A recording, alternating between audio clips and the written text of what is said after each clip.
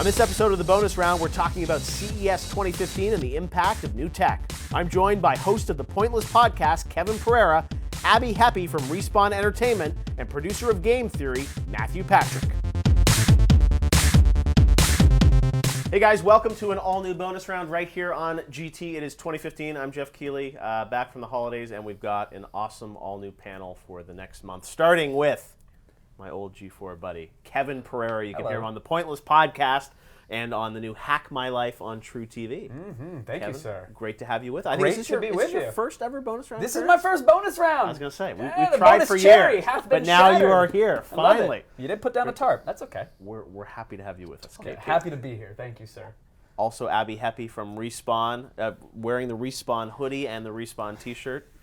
You work at a studio enough, all your clothing, that's all you have. Everything is just, those are not actually official Respawn shoes. Like They're not, but they do look like it. Yes. They match. They might have purposely been bought because of that, but yeah, no, you pretty much end up clothed in only things that have the logo of the place you work on if you've been there for a few years. Proud Respawn. Yeah. All right, well, great to have you with us, Abby. And finally, Matthew Patrick from The Game Theorists. Great to have you with us. Glad to be on board, With many sir. subscribers on YouTube, as we were talking about. We do. How many, 3 million subscribers? Three and a half at this point. Yeah. There aren't that many people on YouTube.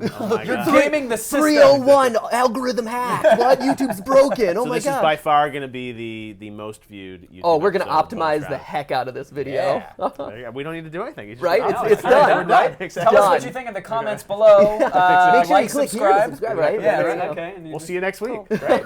Now, but this week we are talking about CES 2015.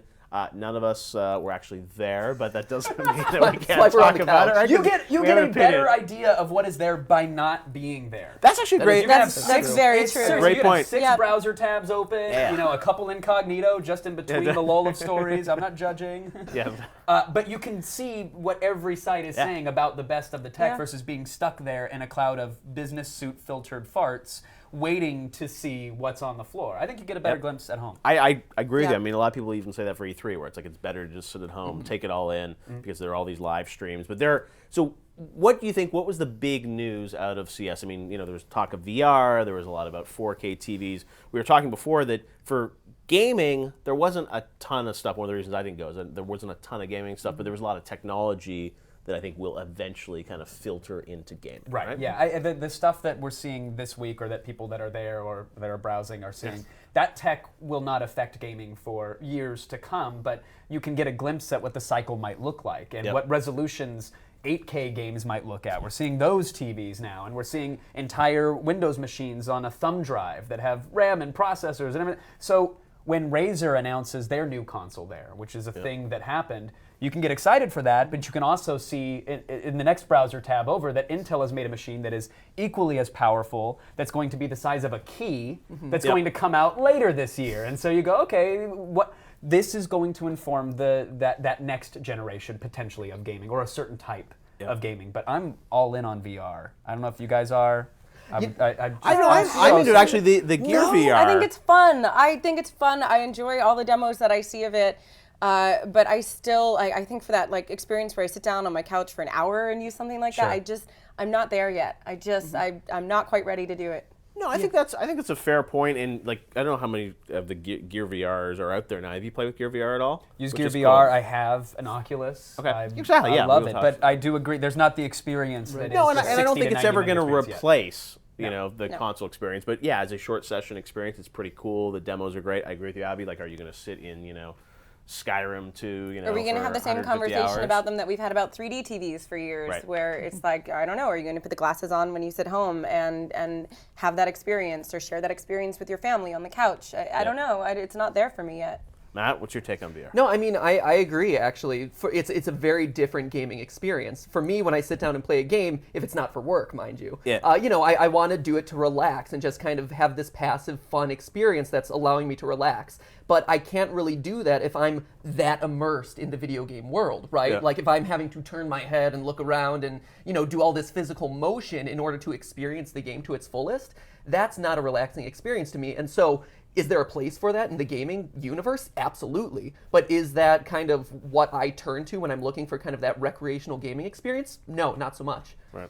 I think these are valid criticisms of the software as it is today, which to say that the technology is in its infancy is like the understatement of the century, right? Yeah. Like this is 5 to 7 years out, and I think that when the Mist for the Oculus is released, which it will, there will be the point and click, the true adventure game where you're not, I mean, right now playing Doom, cool for 5 minutes, and then you snap a vertebrae because you hear a demon. It's like, that's not an experience. You sign that waiver. Yeah, that you want at length. But when someone comes out with that Mist, when someone comes out with even maybe that virtual chat room or that modded WoW, something will take advantage of it in a way where not having that immersion will be just as upsetting as the notion of having it. But will enough things take advantage of it to make it worthwhile for me to have in my home?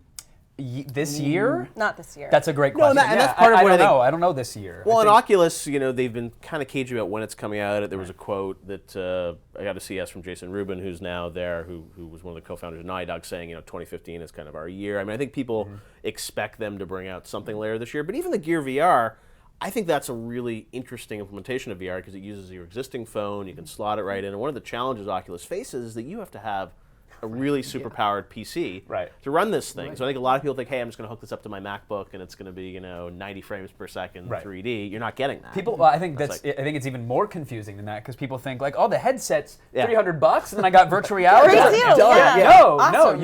you got the windshield. It's going to look cool, but you need the car to power it. Exactly, and that's why I think like Gear VR is at least it's a pretty nice experience for what you get. That you can just slot your phone into a $200 piece of plastic. And that's the thing with Oculus. Everyone's going to want it, I think, because it's the fancy new thing. But you're looking at, I'm sure over $1,000 if you've got to buy a PC. I am a hardware lover. I'm like a PC purist at heart. That was my platform of choice growing up. So I look at it as it's a platform in its infancy. I will support it probably until my dying breath, which at this rate is like 3 years from now. But hopefully they can catch on because it doesn't seem like it's going to be the VR from the 90s, at least. It doesn't seem like that. No, it's getting lighter and better and faster, and it's still not even out yet. Right. And there's something cool there. And I think this brings up an interesting point, though, which is kind of getting away from the CES discussion, but like we're talking about the cost of these devices and the PC it takes to run it and the actual headset. You even look at like PS4 and Xbox One costs, things like that. It's expensive, and keep 4K technology and the TVs that are being displayed on CES, the new microchips that are being included in like mobile gaming and things like that. It's becoming expensive and almost cost prohibitively expensive to be a gamer and engage with these. I would agree with you on one level, but on a second level, you look at like NVIDIA showed the new Tegra chip. Like I've seen mobile games and games that haven't been announced yet that are coming out on iPad, which I look at and they're almost as good as what you're getting on some of these consoles. And I feel like in the next 2 to 3 years, I wonder what's even going to happen in the console space. Because I think you're going to have games on your phone or your iPad. You're going to be able to AirPlay to your TV with a Bluetooth controller, and you're going to get an experience which is almost as good as what you can get on a high-end console. And to me, then, that makes it much more affordable because everyone's got a phone, and you're picking up your phone, you're throwing your game up there. And I think instead of an install base of, 18 million PS4s, you've got an install base of hundreds of millions of phones. And not everyone's going to have the high-powered phone with the chip in there, but I don't know. I mean, what do you think, Kevin? If you're making a purchase decision on a phone, which we know smartphones are expensive, even the sort of cheaper Android devices, they run $100, $200. But they're subsidized with a plan. So you may spring for an extra $200 to get the phone that you know is going to have that wireless streaming capability and attach the Bluetooth controller to it. We see the Razer console. We see what Amazon's doing with their console. I think it's the Kindle, the Fire. So it's like we see that that's the approach they're taking, which makes sense now. But in a year's time, because of the advancement of these mobile chips and the graphics that they can push, it seems it's going to be laughable. We're going to go, oh, you bought another thing to hook up to the TV when you have it in your pocket. You have your game console and even there. like Fire TV, like I played with it a little bit, and not that any of the games were that interesting, but like you download like the the Minion Run game for Despicable Me, and it's like in 90 seconds it's downloaded, it's looking great in HD, and a kid would love that, and it's like they don't need a Nintendo because they have a game like that. So I just wonder, yes, now I think something like VR is going to be in the high end, but I could see in a couple of years these phones are going to be able to power pretty interesting games. And then you wonder, like, when I look at Xbox One, it sits there in front of the TV, like it feels way too big for what it does. Right? And you're just like, this, it feels antiquated. Yeah, no, I agree. It's a giant box, and you go, well, but it's got HBO Go and Netflix, and it's got some cool stuff, which is true, but my phone has that. Exactly. My Apple TV phone does that. also has all of that stuff. But there is something to be said about, dedicated gaming systems. Abby, like the games you guys make at Respawn are just incredible games. Did she show you Titanfall on the iPad though? Because it looks amazing. Exactly. Yeah. You guys have that thing at 60 frames already. Oh yeah. And it uses the webcam to put your face on the gyroscope pilot. to look around your So high table. priority. When are you guys for us. announcing Yeah. that? Oh, I think you just did. Okay, well there you go. Surprise. Happy know. New Year, everybody. You may have heard it here first. You're at a very interesting spot where you guys are making. I mean, Titanfall is pushing that console, I think, further than any game has just yet. What do you think on the mobile side of things? Do you see it?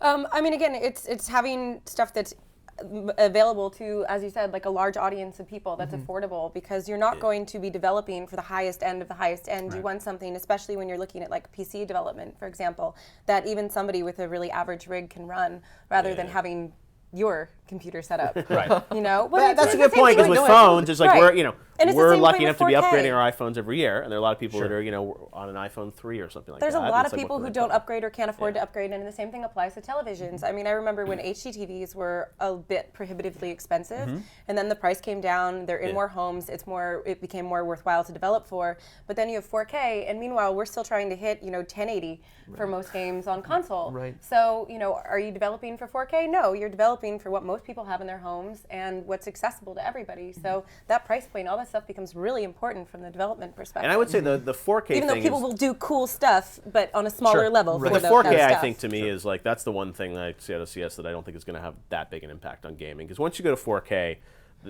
the amount of data you have to push through that, it's going to hit your frame rate. And it's like, even look like now, it's like 1080p solid. I mean, people on PC games, you've been playing it, larger resolutions of that over the years. You can always, rig up your 3D game to be at 3K.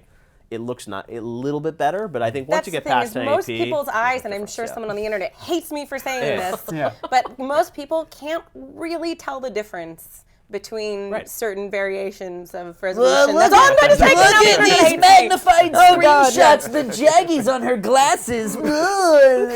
it's a great debate people like to have about resolution, but I feel like once you get to 4K, you can have your game at 4K at 20 frames a second, or you can have it at there's something else you 1080p for sacrifice. 60, right? Yeah. And that same thing sort of happened with 3D, I think, a little bit too. Because you saw games, hey, we can do 3D, but it's going to take a frame rate hit. That's like, you don't want that. So that's why I wonder about the 4K TV stuff. What about the curved screen stuff? That seems to be a big thing, Matt. You think that's going to be like the ultimate experience? I mean, I've experienced it, and I've enjoyed it. You do get a wider kind of like perspective on the game, and you do get kind of that wider field of vision, which is really cool.